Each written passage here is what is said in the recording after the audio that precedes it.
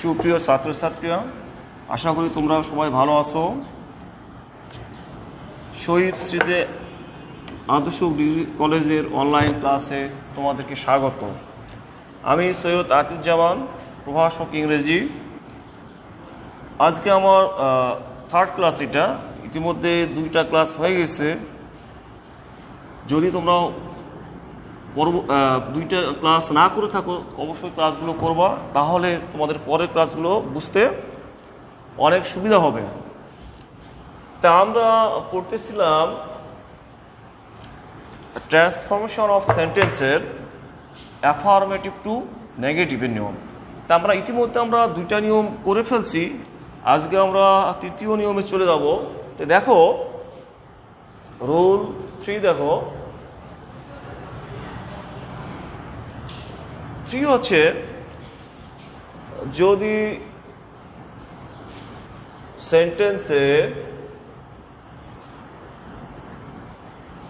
সেন্টেন্সে only alone থাকে, তাহলে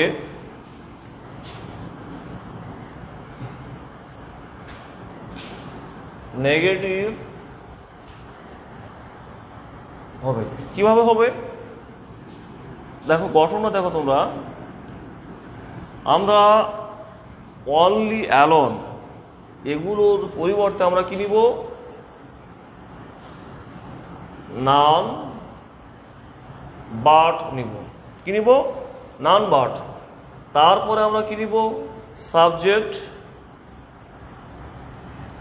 তারপরে এক্সটেনশন অর্থাৎ বাকি অংশ।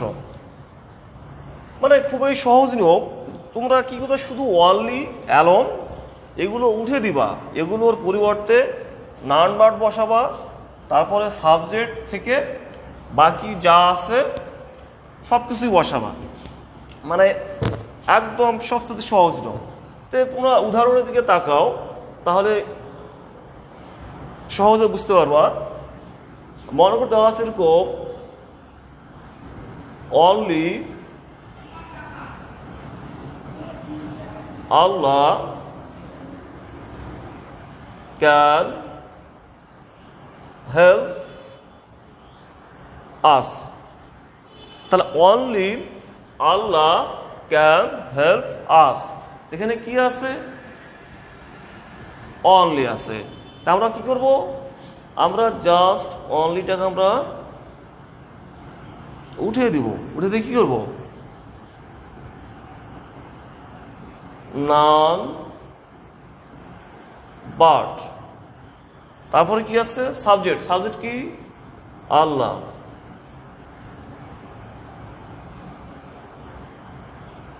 Can help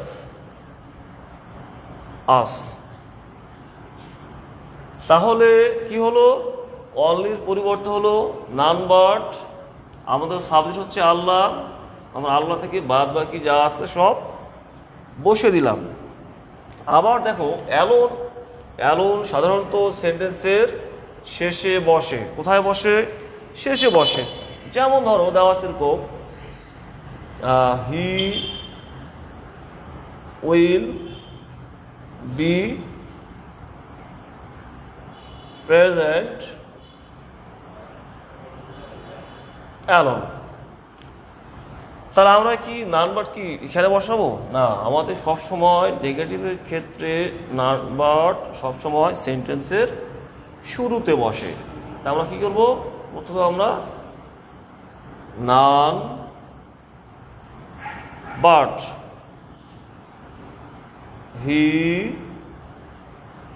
will be present. তা কি হলো? Noun verb he will be present. তাহলে তোমরা বুঝতে পারতেছো যে অনলি অ্যালোন এগুলো সবসময় উঠে যাবে, এগুলোর পরিবর্তে আমাদের নাউন ভার্ব বসাতে হবে। আচ্ছা, এর একটা ব্যতিক্রম নিয়ম আছে, একটু ভালো করে তাকাও। এখন দেখো, যাই হোক দুইটা নিয়ম আছে, আর একটা ওইটা খুব একটা আসে না, যেটা থাকে পরীক্ষায় আমি তোমাদের ওইটাই দেখাচ্ছি।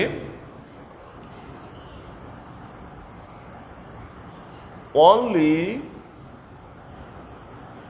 যদি বস্তুর পূর্বে বসে, কোথায় বসবে অনলি?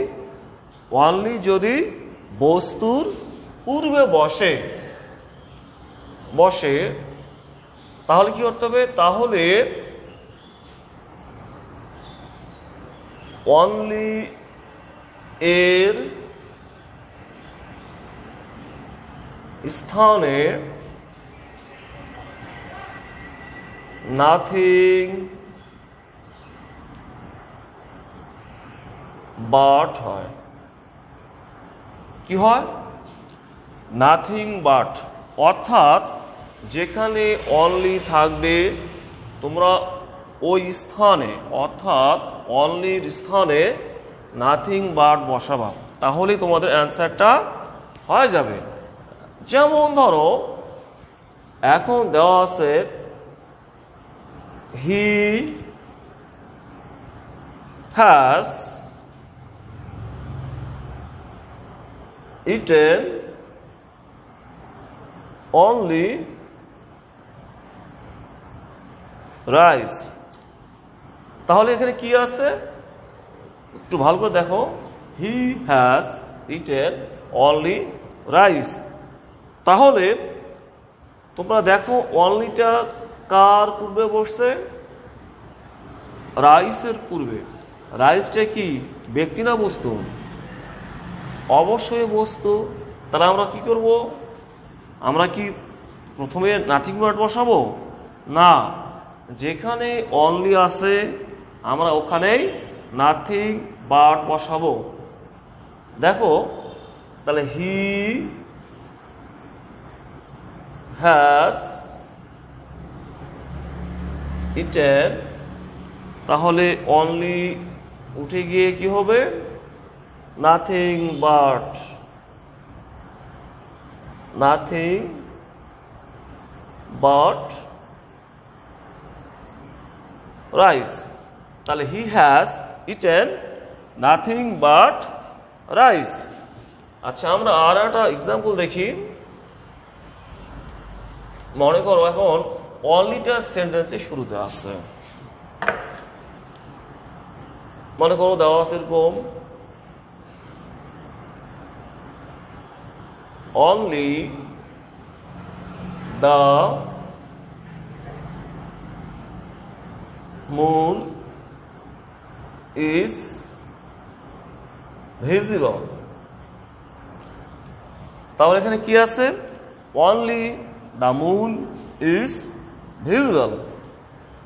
তোমরা দেখতে পাচ্ছ অনলিটা কোথায় আছে? সেন্টেন্সের শুরুতে। আচ্ছা, তোমরাই বলো দা মুন এটা ব্যক্তি না বস্তু? এটা অবশ্যই বস্তু। তাহলে আমরা কি করব? এটা আমরা অনলি জায়গায় কি বসাবো? None but? অবশ্যই নান বাট না, এখানে আমাদের কি করতে হবে? Nothing but, nothing but the moon is visible,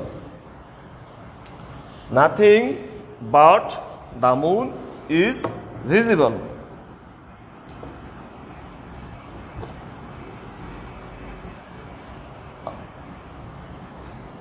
আশা করি তোমরা বুঝতে পারছো বিষয়টি। এখন আমরা পরবর্তী নিয়মে চলে যাই। পরবর্তী রুল হচ্ছে রুল ফোর। রুল ফোর হচ্ছে যদি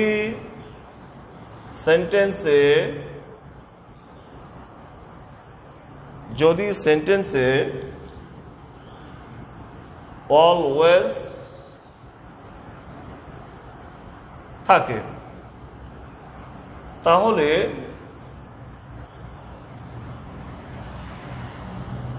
নেগেটিভ হবে। কিভাবে নেগেটিভ হবে?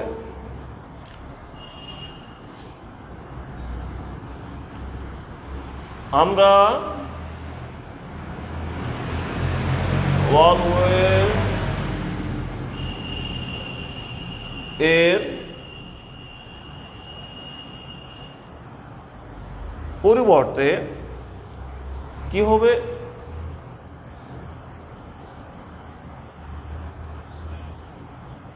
অলওয়েজ এর পরিবর্তে নেভার হবে।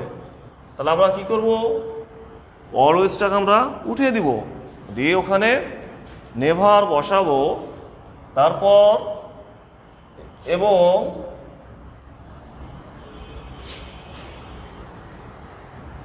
ভার্ব ও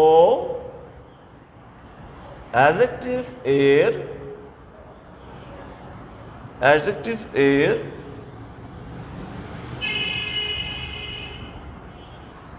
বিপরীত শব্দ বসাতে হবে। অর্থাৎ যদি কোনো অ্যাফার্মেটিভ সেন্টেন্সে অলওয়েজ থাকে, তাহলে আমরা অলওয়েজের পরিবর্তে কি নিব? নেভার নিব। এখন আমাদের দেখতে হবে ওই সেন্টেন্সে ভার্ব আছে না অ্যাডজেক্টিভ আছে। যদি ভার্ব থাকে তাহলে আমরা ভার্বের বিপরীত আনবো। আবার যদি থাকে অ্যাডজেক্টিভ, তাহলে আমরা অ্যাডজেক্টিভের বিপরীত একটা শব্দ আমাদের বসাতে হবে। যেমন উদাহরণের দিকে তাকাও, আমি এখন দিলাম ইউ আর অলওয়েজ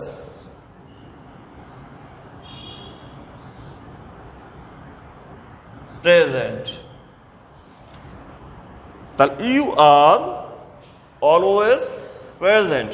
আচ্ছা, এখানে দেখো, এখানে ভার্ব আছে। ভার্ব কোনটা? আর। তা আমরা তো আর ইউ এর পরে তো আর এম হয় না। এম হয়, এম হবে না, ইজ হবে না, ইউর সময় আর এ হয়। তাহলে এই ভার্বকে পরিবর্তন করা সম্ভব নয়। এখানে দেখো একটা অ্যাডজেক্টিভ আছে, ওটা কি? প্রেজেন্ট। আচ্ছা, প্রেজেন্ট অর্থ উপস্থিত। তাহলে এখন এই প্রেজেন্টের বিপরীত কি? তোমরা অবশ্যই জানো প্রেজেন্টের বিপরীত কি? অ্যাবসেন্ট। তাহলে ইউ আর অলওয়েজের পরিবর্তে কি হবে? নেভার। তাহলে ইউ আর নেভার, তাহলে অ্যাবসেন্ট। তাহলে ইউ আর নেভার অ্যাবসেন্ট। আচ্ছা, এখন যদি ভার্ব থাকে তাহলে এরকম we always remember our parents. তাহলে we always remember our parents. আচ্ছা, এখন দেখো এখানে কিন্তু ভার্ব আছে। কোনটা ভার্ব? রিমেম্বার। অর্থ কি? স্মরণ করা, মনে রাখা। তাহলে মনে রাখার বিপরীত কি? তাহলে উই নেভার, তাহলে forget our parents.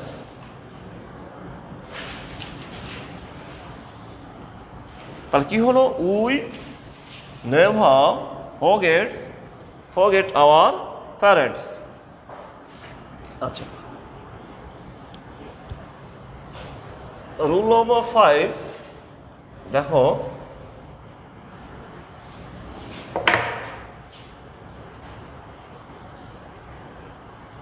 as soon as যুক্ত বাক্য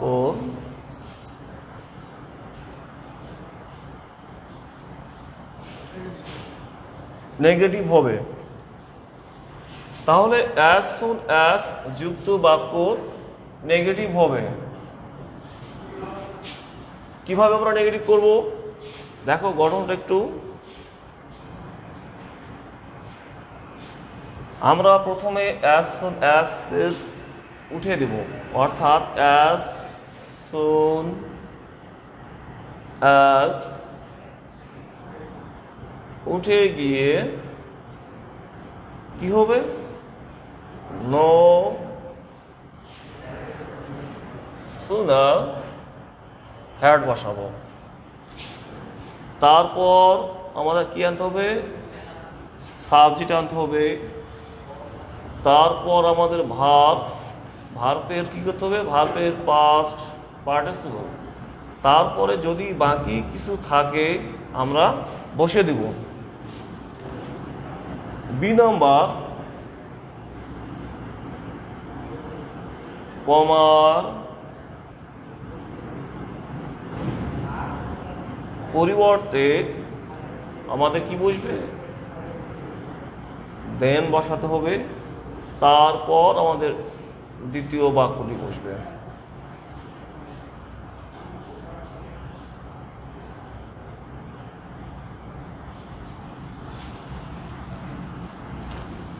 তাহলে তোমরা দেখো, অ্যাজ সুন অ্যাজ উঠে গিয়ে কি হলো? নো সুনার হ্যাড, তারপর আমাদের সাবজেক্ট, তারপর ভার্বের পাস্ট পার্টিসিপল করতে হবে, তারপরে বাকি যা আছে আমরা বসে দিব।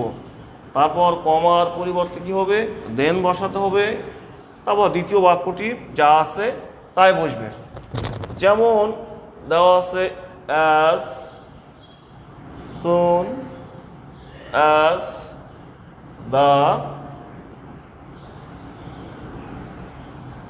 Teacher came, the students stood up. এখন আমাদের নেগেটিভ তাহলে কি হবে? আমরা অ্যাজ সুন অ্যাজ এর পরিবর্তে নো সুনার হ্যাড বসালাম।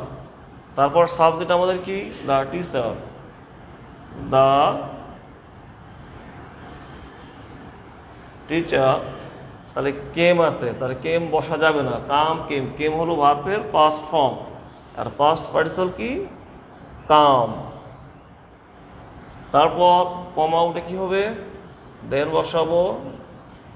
তারপর বাকি যা আছে তাই। দ্য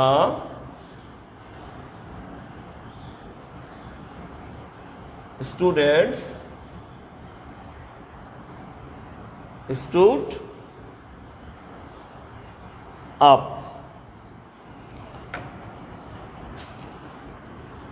সুপ্রিয় ছাত্রীরা, আশা করি তোমরা আজকের ক্লাসটা বুঝতে পারছো। আজকে পর্যন্তই। তোমাদের সুস্বাস্থ্য এবং মঙ্গল কামনা করে এখানে শেষ করলাম।